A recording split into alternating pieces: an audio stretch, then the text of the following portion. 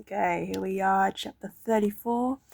Horace rose in his stirrup as Kicker reached a full gallop. He held the long ash pole out on his right-hand side, at right angles to his body and the line of travel. Ahead of him, standing unmoving in the middle of the field situated in front of the castle, Holt drew back the string of his longbow until the feathered end of the arrow touched the corner of his mouth.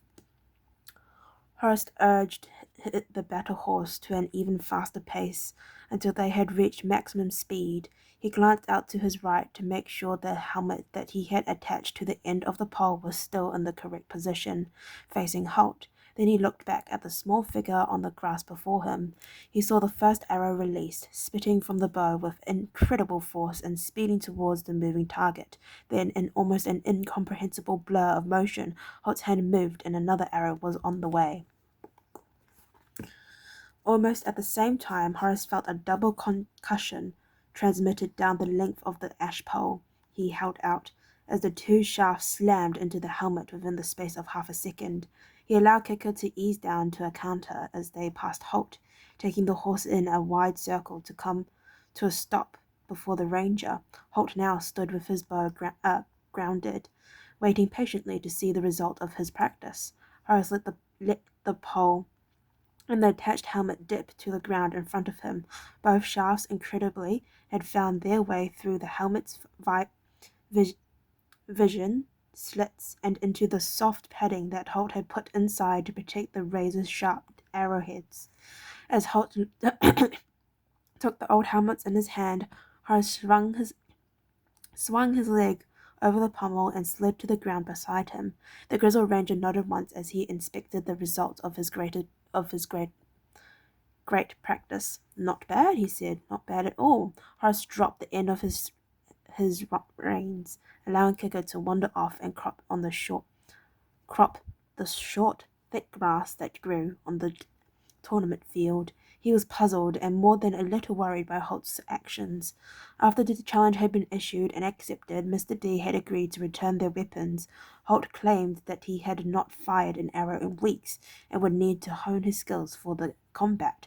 Mr. D, who practiced his own combat skills daily, saw nothing unusual in the request, so the weapons had been returned, although the two arrowlings were watched closely by at least half a dozen crossbowmen whenever they practiced.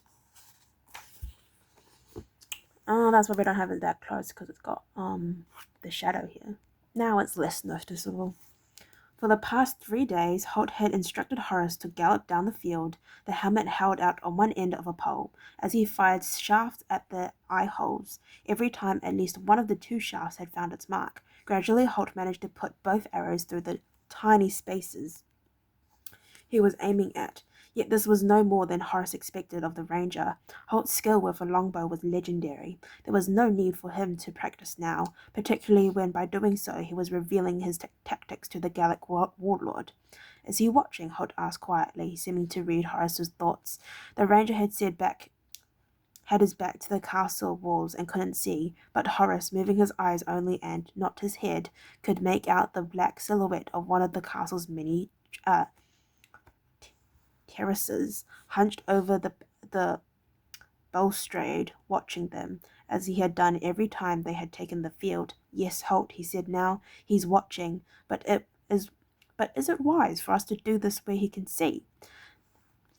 The very faintest trace of a smile seemed to touch the ranger's lips. "Possibly not," he replied, "but he'd make sure he saw us on no matter where we practiced, wouldn't he?" "Yes," Horace admitted reluctantly. "But surely you don't need to practice, do you?" Holt shook his head sadly. "Spoken like a true apprentice," he said. "Practice never hurt anyone, young Horace. Bear that in mind when we get back to Castle Redmont."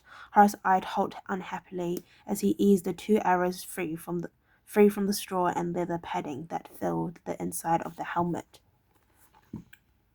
"There's something else," he began, and Holt held up a hand to stop him. I know," he said. "Your precious rules of chivalry are bothering you again, aren't they?" Horace was forced to nod reluctant agreement. It was a bone of contention comprehension between the two of them, and had been ever since Holt had arranged to challenge Mr. D to a duel. At first the warlord had been enraged, then sarcastically amused that a commoner might assume to challenge him. "I am a consecrated knight," he spat at Holt, "a noble man. I cannot be challenged to combat by you, any ruffian from the forest."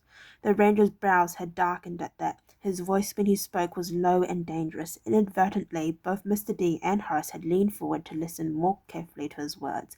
"Guard your tongue, you low-born cur," Holt had replied. "You're speaking to a member of the royal house of Hib Hibernia, six in line to the throne, and with a lineage that was noble when you and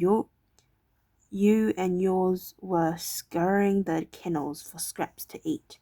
And as he had spoken, an unmistakable Hibernian burr had accented his words. Horace looked at him in considerable surprise. He had never had the slightest idea that Holt was descended from a royal line. Mr. D was equally taken back by the news. He was right, of course. No knight was obliged to honour a challenge from one beneath him, but the grizzled archer's claim to royal blood put a different aspect on matters. His challenge must be treated seriously and with respect. Mr. D could not ignore it, particularly as it had been issued in the presence of several of his men. To refuse the challenge would undermine his position seriously. As a result, he accepted, and the combat was set down for a week from that day. Later, in their tower chambers, Horace had expressed his surprise about Holt's background. "I had no idea you were descended from Hibernian royalty," he said. Holt snorted dismissively as he replied. "I'm not," he said, "but a friend doesn't know that, and there's no way he can prove I'm not. Therefore, he has to take my challenge as binding." And it was this disregard for the strict conventions of chivalry that had Horace so concerned, as much as the fact that Holt seemed to be letting his enemy know exactly what tactics he had for the combat, which was now only a few days away. Training in the battle school placed great store upon the conventions and obligations of knighthood. They were, so Horace had been taught for the past 18 months, binding and inflexible. They placed obligations on those two who would be knighted, and while they gave them great privileges, those privileges had to be earned. A knight had to observe the rules, to live by them, and, if necessary, to die for them. Among the most binding and inflexible of those conventions was that of a knight's recourse to trial by combat. It was a course that could be followed only by those who were followers of one of the various chivalrous orders. Even Horace, as an unknighted warrior, wasn't strictly speaking entitled to challenge Mr. D, but Holt certainly wasn't, and the ranger's cavalier attitude to a system that Horace held in the highest esteem had shocked the boy, and continued to do so now. "Look," said Holt not unkindly as he put an arm around Horace's brawny shoulders. "The rules of chivalry are a fine thing, I admit that, but only for those who abide by all the rules." "But," Horace began, but Holt stopped him by squeezing his shoulders. "Mr. D has used those rules to kill, to plunder, and to murder for God knows how many years. He accepts those parts of the rules that suit him and discards the ones that don't. You've seen that already." Horace nodded unhappily. "I know, Holt. It's just I've been taught that." Holt interrupted him again, but gently. "You've been taught by men who are noble," he said, "by men who uphold the rules of chivalry, all the rules, and live according to them. Let me tell you, I know no finer man than Sir Rodney or Baron Harold, for that matter. Men like that are the embodiment of everything that is right about chivalry and knighthood." He paused, looking intently at the boy's troubled face. Horace nodded agreement. Holt had chosen two of his role models in Rodney and the Baron. Seeing that he had made his point, Holt continued, "But a murdering, cowardly swine like Mr. D cannot be allowed to claim the same standards as men like that. I have no compunctions at all about lying to him as long as it helps me bring him to the point where I can fight him and defeat him with any luck. And at that point Horace turned to him, his face still troubled, but perhaps a little less so. But how can you hope to defeat him when he knows exactly what you plan to do? He asked miserably. Holt shrugged and replied, without any trace of a smile, perhaps I'll get lucky. Okay, well, I'd like to thank you very much for listening to me read up to chapter 34. If you'd like to listen to me read chapter 35, then please stay posted, and hopefully I'll see you next time. Bye bye.